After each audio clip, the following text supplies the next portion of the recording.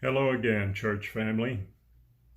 Something I've come to recognize in my prayer life is that I tend to want God to conform His will to my own.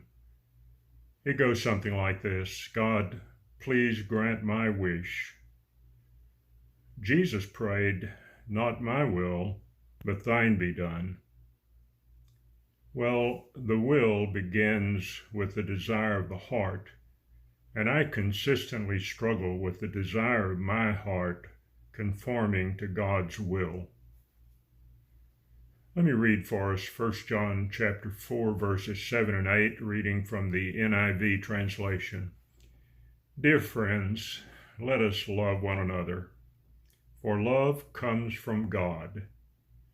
Everyone who loves has been born of God and knows God.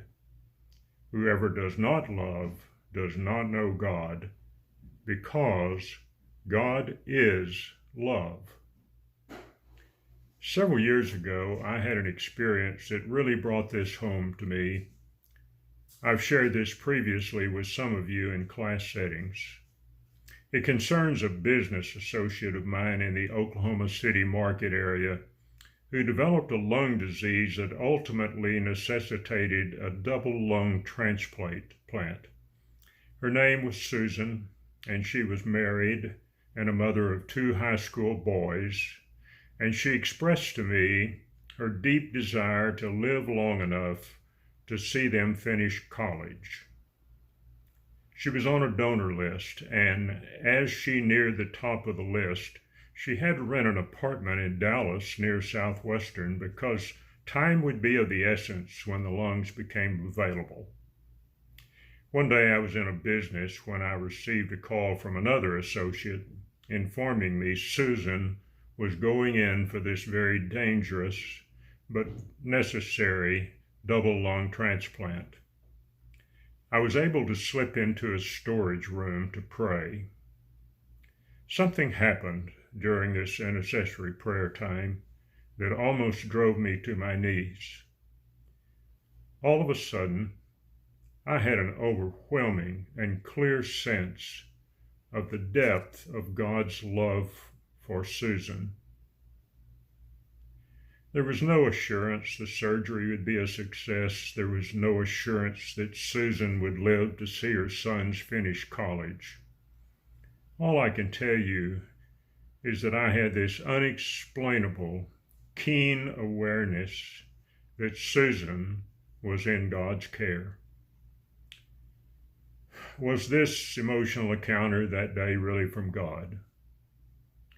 I believe any valid thought any of us has ever had about the true nature of selfless love comes from God.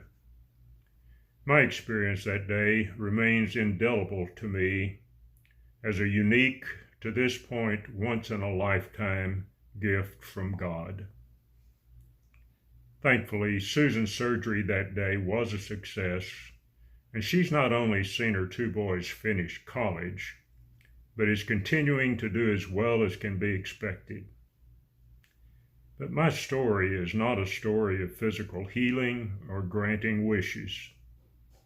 Friends, the depth of God's love infinitely exceeds all our hopes and expectations. That was the message I received that day. I was and am thrilled for Susan, but from that experience, the phrase, God is love, has taken on a much deeper meaning for me. If our will can conform to the will of God, wonderful things will happen. I now better understand thy will be done can be prayed with the certainty that the love of God exceeds our hopes and wishes and can melt away any selfish motives if we trust Him. We, like Susan, are in His loving care.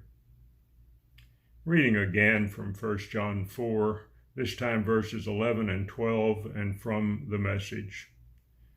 My dear, dear friends, If God loved us like this, we certainly ought to love each other. No one has seen God ever.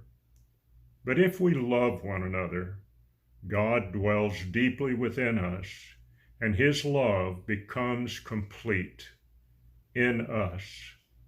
Perfect love.